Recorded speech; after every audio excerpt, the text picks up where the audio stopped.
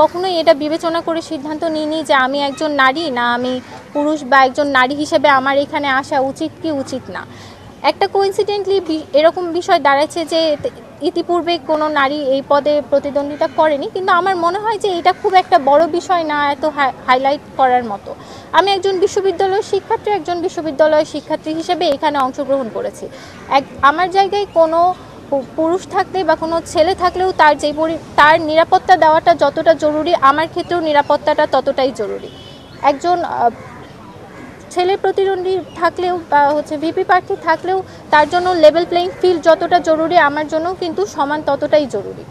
তো আমি চাইবো যে সবার জন্য নারী পুরুষ নির্বিশেষে, যেহেতু রাষ্ট্র নির্বাচনে এরকম কোনো ক্রাইটেরিয়া ছিল না যে প্রার্থী নারী বা প্রার্থী পুরুষ হতে হবে বা এই ক্ষেত্রে কোনো বিশেষ বিবেচনা নাই, তো আমাদেরও এই জায়গা থেকে নারী হিসেবে আমাকে বিবেচনা করার কোনো প্রয়োজন আছে বলে আমি মনে করি।